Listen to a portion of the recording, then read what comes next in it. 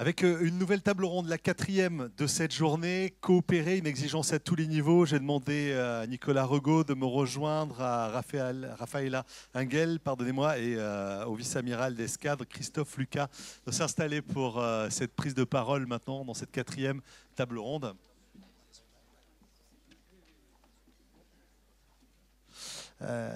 Cette table ronde qui va porter sur cette thématique importante de coopération. C'est le quatrième axe d'effort de la stratégie climat et défense. Et face aux défis planétaires que constitue le dérèglement climatique, la réponse ne peut être que collective. La coopération internationale est une priorité. Une stratégie climat et défense qui décline la coopération à 3 niveaux au sein du ministère, au niveau national et également au niveau international. Les 3 intervenants qui sont avec nous, évidemment, vont évoquer toutes ces dimensions. Docteur Nicolas Regaud, je vous laisse la parole pour commencer. Vous êtes le conseiller climat du Major général des armées. On va voir avec vous comment coopérer au sein du ministère et au niveau national, mais auparavant revenir sur quelques balises et peut-être sur l'avance qu'a la France sur ce dossier. Alors, je ne suis pas sûr qu'on puisse parler d'avance, mais en tout cas, on peut considérer que la France, tant dans le domaine de la défense verte, qu'on a abordé très largement, notamment au cours de la précédente table ronde, mais également en matière de prise en compte du changement climatique comme un véritable game changer à tous les niveaux. Je pense que nous sommes dans le peloton de tête. Il y a encore peu de pays qui disposent d'une stratégie climat et défense, mais l'ensemble des pays de l'Union européenne va bientôt, d'ici la fin de l'année, disposer d'une stratégie climat et défense. Donc c'est bien parce que être en pole position, ça peut être très bon pour son ego, mais ça a été dit par James Clare ce matin, nous avons besoin de partager, nous avons besoin de coopérer. Les bonnes pratiques, les savoir-faire des uns et des autres, tout ça, ça doit se partager largement. Donc c'est très important, naturellement, au niveau ministériel, de briser les silos. Le mot a été prononcé il y a quelques secondes. C'est aussi important de briser les silos entre ce ministère et nos partenaires nationaux. Et au sein des partenaires nationaux, il y a souvent des silos entre les partenaires privés et publics. C'est tout ça que nous avons tenté de transformer progressivement. Dans un chantier qui est immense, qui est complexe et qui est évolutif. Oui, c'est très complexe parce que le changement climatique, on le prend en compte, bien sûr, mais notre connaissance de l'ensemble des impacts du changement climatique, eh bien, on apprend en marchant. La communauté scientifique elle-même progresse tous les jours dans sa compréhension de ses conséquences. Donc, il ne faut pas croire qu'à un moment donné, on sera arrivé et que nous aurons une claire conscience que le changement climatique et ses impacts seront une donnée transparente qui nous permettra d'agir sereinement sur ce long chemin. Non. Il faut avancer et en même temps on apprend et on doit continuer pour ça à se former, à sensibiliser l'ensemble des acteurs, mais je vais revenir sur ces points-là. C'est pour ça qu'il faut penser et imaginer collectivement. Oui, je pense que c'est le maître mot.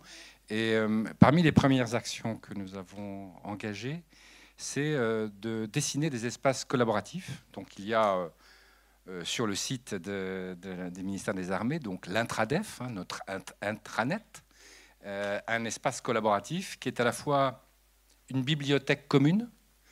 Nous avons mis plus de 200 documents, il y a bientôt 200 inscrits, et l'idée c'est de développer ça. C'est un outil de partage. Alors évidemment, à l'intérieur, il y a des espaces moins partagés pour les travaux collaboratifs sur un certain nombre de documents, et là, je dirais, tout le monde n'a pas vocation à y accéder, mais l'idée c'est de pouvoir,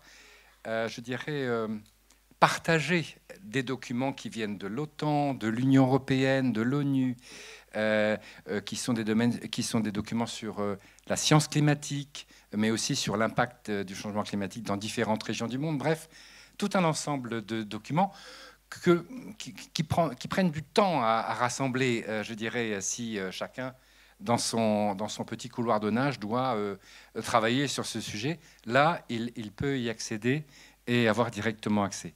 Donc ça, c'est très important d'avoir cet espace commun. Il y a des actions de sensibilisation. Cette journée en est la preuve, oui. Mais ce n'est pas tout. Il y a de la communication qui est faite, de la diffusion de l'information. Oui, alors ça a été... c'est bien d'avoir une stratégie, mais vous le savez, la stratégie, elle a été adoptée en quelques semaines. puisque le cabinet du précédent ministre avait souhaité avoir disposé vite, donc au 1er avril au plus tard, de cette stratégie. Donc c'était une approche, pardon pour l'anglicisme, mais très top-down. Maintenant, il faut réengager l'ensemble des acteurs, et ça a été tout le travail, et c'est tout le travail dont a parlé le général Hotelet ce matin, c'est-à-dire des ateliers qui sont capables de tracer la route, d'avancer, mais avec l'ensemble des acteurs des armées, directions et services concernés.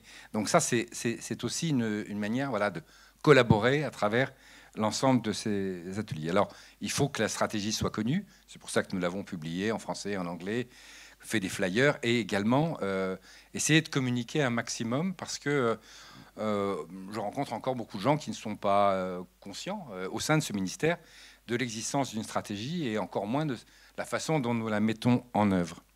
Donc ça passe par des activités de communication, notamment à l'égard d'une communauté qui est parfois un peu étanche aux questions de défense et de sécurité. Toutes celles qui travaillent sur les questions environnementales, énergétiques, d'ONG ou de think tank, mais qui ne sont pas du tout dans une approche où ils ne sont pas sensibles aux questions de sécurité et de défense, et encore moins conscients que nous sommes aussi un acteur engagé dans ces domaines-là. Donc trouver des moyens de communiquer, que nos spécificités soient prises en compte, c'est aussi important pour l'acceptabilité, je dirais, parfois de nos exceptionnalités, si je peux me permettre cette expression. Et puis, la sensibilisation, c'est un effort, en fait, permanent. Il ne faut pas croire qu'à un moment donné, l'ensemble des personnels du ministère sera conscient, climato-conscient et actif. Ça ne se passe pas comme ça. Il faut que nous disposions d'outils de formation, mais aussi de modules de sensibilisation. Ce que nous avons engagé depuis 6 mois, c'est un travail sur ce qu'on appelle la fresque climat et défense, s'inspirant largement de la fresque du climat, vous le savez, auquel plus d'1 million de Français ont participé. Mais cette fresque climat et défense, elle est orientée vers un public des armées, bien sûr de la communauté défense, celle qui est intéressée et qui partage nos exigences. Et ça, c'est une manière peut-être aussi de continuer à embarquer, pardon pour l'expression, mais l'ensemble des acteurs, c'est pas gagné. Donc il faut disposer de différents outils. C'en est un parmi d'autres, mais celui-là, voilà, la secrétaire d'État en parlera davantage tout à l'heure. Il faut faire simple pour y arriver, pour coordonner l'action au sein du ministère. Ça passe par une comitologie très très simple, très efficace. Alors je ne sais pas si elle est efficace, mais je dirais elle est simple. Elle est simple. Voilà, il y a un chef, le délégué climat, le major général des armées, qui est au sein de l'état-major des armées, au sein des armées, c'est le numéro 2 et c'est celui qui travaille sur la préparation de l'avenir. Donc il a l'ensemble des outils et de positionnement pour engager cette dynamique, et c'est extrêmement important. Alors il y a un comité ministériel qui le préside 2 fois par an, et puis il y a un comité, je dirais, des acteurs engagés dans les armées, directions et services, où je le représente, et qui se réunit tous les trimestres, qui rend compte aussi, la comitologie, ça sert d'abord à rendre compte des travaux engagés, et en suivant naturellement un plan d'orientation et d'action à conduire, dont a parlé le major ce matin, et qui crante un certain nombre d'étapes, au moins pour la première phase, dont a parlé le major, c'est-à-dire sur 2 ans, poser les fondations pour après être en mesure de dessiner un plan d'orientation et d'action ambitieux, avec des étapes dans le temps et avec tout un ensemble de mesures. Mais aujourd'hui, ce n'est pas possible de faire ça. Il faut qu'il y ait cette approche ascendante et de poser les fondations de cette approche. Ça, c'est la comitologie. Voilà. Comment réussir à élargir le cercle de la sphère de vos partenaires extérieurs? Alors, comme il n'y a pas de niveau d'expertise au sein de ce ministère sur le changement climatique, on est bien d'accord. Nous avons une communauté de météorologues hautement compétents et formés en particulier par Météo France. Et donc il y a, je dirais, un énorme savoir-faire dans ce cas-là. Et les armées françaises sont naturellement toujours tenu compte de la météorologie, et de plus en plus. Mais le climat et le changement climatique, c'est une autre paire de manches. Et donc là, il faut s'appuyer sur des partenaires extérieurs à ce ministère. Alors ceux qui sont les bien connus, comme Météo France, qui est un partenaire central, historique, avec lequel le ministère des Armées a toujours eu des liens extrêmement étroits. Mais il y a aussi d'autres acteurs qui sont à la fois engagés dans le domaine de l'adaptation. Nous avons aujourd'hui dans la salle la chance d'avoir des représentants d'établissements scientifiques avec lesquels nous avons cherché à établir des liens, des relations, des coopérations, comme le CEREMA, comme l'INRAE, comme le BRGM, comme sûrement le CHOM, mais pour des raisons encore plus évidentes. Et ça, c'est très important de se rapprocher de ces grands sachants et établissements scientifiques qui peuvent nous garantir que notre approche est fondée sur la science. Et c'est extrêmement important voilà, on ne fait pas de l'improvisation, c'est pas du doigt mouillé. Et il faut fonder notre action sur une anticipation qui est elle-même fondée sur des modèles climatiques, ceux que la communauté scientifique a élaborés. Alors il y en a plusieurs, bien sûr, mais il faut essayer de trouver voilà, la voie moyenne la plus consciente. Et puis il y a des acteurs privés qui ont aussi développé des savoir-faire et des applications parfois qui sont tout à fait intéressantes et qui parfois correspondent à nos attentes et parfois correspondent à notre culture. En particulier, je dirais, le monde de l'assurance. Donc nous avons aujourd'hui des représentants de la Caisse centrale de réassurance, de AXA Climate qui ont pris la parole aujourd'hui. Et nous nous sommes rapprochés d'eux parce qu'ils ont cette culture du risque. Et naturellement, cela a été évoqué plusieurs fois au cours des précédentes tables rondes, nos infrastructures, ce sont des outils essentiels. Une base navale, c'est une plateforme de combat. Donc leur résilience est absolument fondamentale pour les armées. Donc c'est très important de disposer des outils qui nous permettent d'anticiper sur le long terme, à l'horizon 2050 ou au-delà, quels sont les aléas qui pourraient les frapper. C'est pas simple. C'est vraiment pas simple. Il y a beaucoup d'aléas à prendre en compte. Et cette vision-là, on peut la construire. Et en tout cas, c'est pour ça que nous avons, le major général des armées a parlé de cette étude que nous avons confiée à AXA Climate, qui permettra justement de progresser sur ce chemin et d'avoir une visualisation de nos infrastructures qui sont impactées. Mais il y a aussi la question de l'eau qui a été abordée.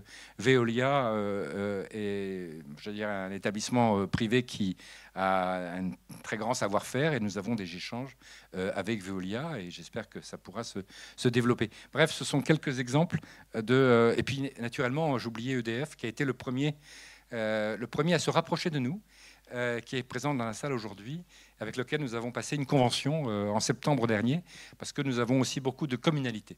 Une pensée à très long terme, des infrastructures particulièrement critiques, et donc des échanges fructueux sur l'analyse des risques, la cartographie des risques et l'adaptation, les mesures d'adaptation possibles. Comment allez-vous emmener les industriels de la défense ? Alors d'abord, tout à fait, c'est tout à fait important. C'est en train de se développer. Alors le général Gaudière en a parlé un petit peu. C'est des choses qui vont monter en puissance.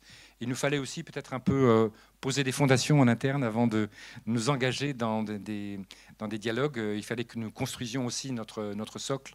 Je pense qu'il y a des choses qui commencent à se cristalliser chez nous et qui nous permettront, je pense, d'ici la fin de l'année, d'avoir un échange vaste sur l'ensemble de ces questions. Naturellement, la DGA est en première ligne sur ces questions, mais voilà, je pense qu'il y a différentes voies possibles pour élargir le dialogue à la communauté industrielle de défense. C'est absolument essentiel. Ils ont beaucoup à ne pas apporter, mais nous avons aussi des messages à faire passer, voilà, parce que ce n'est pas uniquement les capacités, ce n'est pas uniquement les équipements de défense, mais c'est aussi les outils de production et la résilience.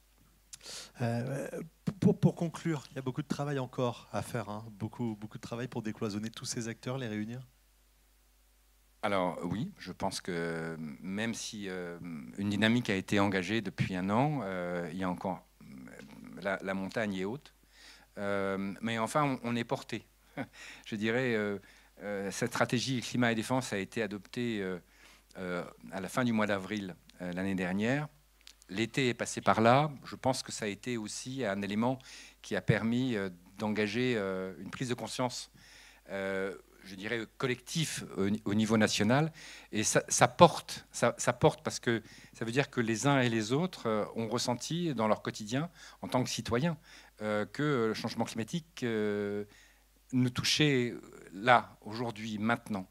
Ça aide. Et puis au niveau international, parce que, mais ça c'est Christophe Lucas qui en parlera, mais au niveau international, il y a quand même une dynamique extraordinaire qui s'est mise en place exactement au même moment, au niveau de l'Union européenne, au niveau de l'OTAN. Et ça porte aussi énormément parce que les réflexions sortent, les acteurs sont engagés dans ces dynamiques de construction, de réflexion dans différents domaines. Et naturellement, nous y contribuons. Donc, nous sommes portés par aussi un élan collectif international. Un besoin, une envie d'une plateforme d'échange public-privé, par exemple, pour concrétiser tout ça? À titre très personnel, je pense, j'en ai ressenti le besoin. Nous sommes allés vers tout un ensemble d'acteurs. Nous n'avons pas, je dirais, identifié de plateforme où nous pourrions, je dirais, de manière aisée rencontrer les acteurs que j'ai mentionnés et bien d'autres pour pouvoir prendre conscience de ce qui existait. Nous avons découvert tout un ensemble d'applications qui existaient, mais en creusant. Ce n'est pas transparent. Ce n'est pas des choses que nous avons sur un plateau. Je trouve que ça serait... Peut-être que cette plateforme ou ces plateformes existent. En tout cas, je n'en ai pas trouvé. Et je pense que ce serait effectivement une bonne manière de décloisonner public, privé et international aussi, et national.